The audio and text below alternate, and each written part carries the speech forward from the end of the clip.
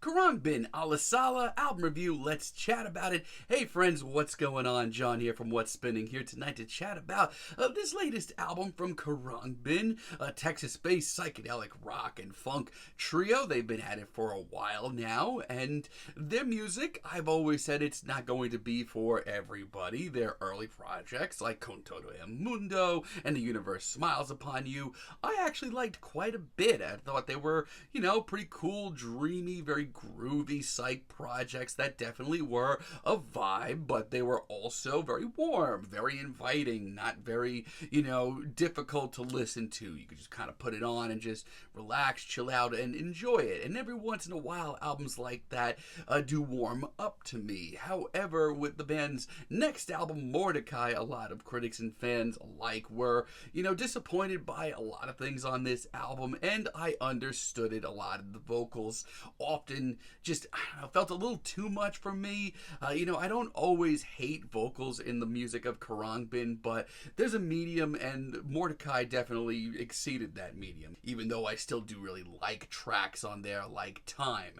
However, since then, I still do appreciate the band's music. The last two EPs they put out outside of Leon Bridges, I enjoyed both of them quite a bit, and leading up to this, I thought the singles they were putting out were pretty decent, and I don't know, this album's just kind of okay. This album starts off with 1553, and I'm gonna be honest, this has an intro. Honestly, it took me a little while to warm up to it. At first, I didn't think it was the most effective use of the band's sound, but listening to it a little bit more, it has grown on me quite a bit.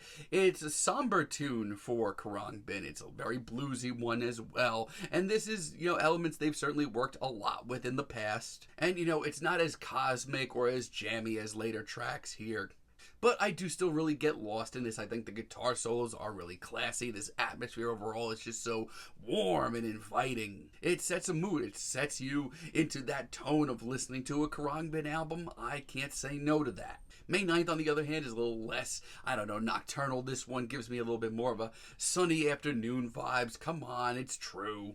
It's warm. It's just got a great vibe to it overall. And the vocals on this track, I think, are just the right amount. I mean, like I said, I've always been kind of up in the air on vocals in Khruangbin's music, but they're done so well on this track, mostly because they kind of just blend into everything else going on here. The vocals kind of blend in with these guitar chords, and it comes off really classy. Also, really love Ada Jean. This is easily one of my personal favorite tracks here. Mostly because this taps into something that I feel has been missing in Khruangbin's music, at least for a while now, since the Con Todo El Mundo days. And that is this sense of otherworldliness. It's that feeling that initially drove me to listen to Khruangbin. I thought that was really done well on this track. It's really mystifying, honestly. And it's something genuinely new sounding from the band as well, which I really appreciate. It's something that I would go out of your way to listen to. A lot of the same feelings on Farolim de Felgueiras. Also, if I mispronounce any of these song titles, my apologies. No, but all those feelings go double, no, triple for this track. It's one of the shortest tracks here, but it is a very, very complete thought. It is such an interesting detour. It is a side, watch that. It is just such an interesting detour. It's this fascinating glimpse into this sort of grittier, maybe even darker side of Khruangbin, and that's something I would like to hear more of. And Pon Pon is easily my favorite track here. I mean, I cannot physically sit here listening to this one without a big smile on my face. It's just so bubbly and full of life, and it's a great reminder of what the band can do when they lock in on a groove. And yeah, I initially liked this track as a single, but it has grown immensely. Now, this album is really frustrating for me at the end of the day because the thing is, a lot of the material here is quite good. The first half of this record is really full of life and shows Khruangbin either A, doing what they do and doing it best, and really pushing themselves into something new as well. But my issue is a lot of it feels a little disjointed, okay. Kind of comes off like a compilation sometimes just because there's a lot of different moods. There's a lot of different feels. Not only that, when the band is kind of off their game on this album, we're getting into really bad deja vu territory where a lot of these songs just blend together. Like Toda Dia Viva on one hand, my god, this track is just such a shrug. I mean, for one thing that this track has going, I actually do really like the steamy late night vibes of it. That's really cool. Like, it gives this track such a unique atmosphere and a vibe that we really haven't seen that much from Khruangbin, or at least in some time. My only issue is, instrumental-wise, we've been here, and we've been here so many times. It's just not what I show up for, and hold me up, thank you. I think this is the worst track here. I mean, the instantaneous upbeat funk of this track definitely caught my attention, but what follows is just so average. This sounds like 15 other Khruangbin tracks, but probably all 15 of those are much better than this.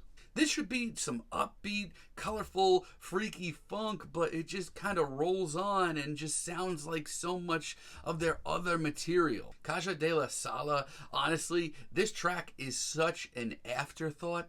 Earlier on this record, we had a really great peek into the more nocturnal side of Khruangbin. But then this track comes along and tries to push that thought forward, and honestly, all that happens is nothing. It's just so incredibly boring. And 3 from 2 from a distance, it kind of sounds like business as usual. It's very warm, it's very inviting, it's cozy sounding. And initially, that was enough for me, but the more I've listened to this album, it's lessened on me quite a bit. It's just a little too straightforward for me. Like, now I hear this and it kind of just sounds like, I don't know, like elevator music done by Khruangbin.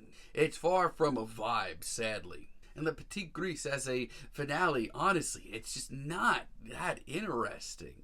It's a fairly subtle finale, which I don't necessarily mind. The more subtle side of Khruangbin, when done really well, can be done very powerful. But it's done to a fault. It's boring. The twilight atmosphere of this track is really, really cool. And once again, something I wish we got a little more of on this album. But outside of a vibe from the atmosphere, instrumentally, once again, this is very tame.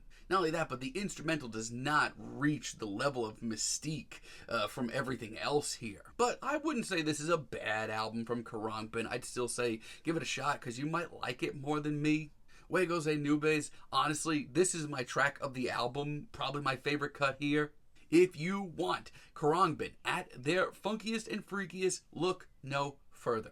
From the vocal breaks to this strong groove, this one's got some heat to it. I honestly wish it was a lot longer, and Love International, it's easily one of the most instantaneous cuts here. This was a great choice for one of the first singles dropped here. It's dreamy, it's hazy, it's just so joyous. Not only that, but it progresses beautifully, and by the end of it, it's one of the most kaleidoscopic and genuinely epic moments that I've heard in recent moments from Khruangbin. This album is okay. The material that is good here is actually really interesting. Not only do Khruangbin, get into some really great funky grooves with some serious, meat on their bones, they also push in a direction that I hope we hear more of in the future. My only issue here is it does seem a little disjointed, A, and B, more importantly, when this album gets a little boring, they just sound like they're repeating themselves, and that's a direction that has always scared me to see Khruangbin go down, because it is a slippery slope. But for now, I definitely think it's okay. I'm feeling a decent 6 on this album, but let me know what you all think down below. If you liked the video, be sure to give us a like, give us a subscribe, and let me know down below what you would like for me to chat about in the future. And until next time, have a great day, friends.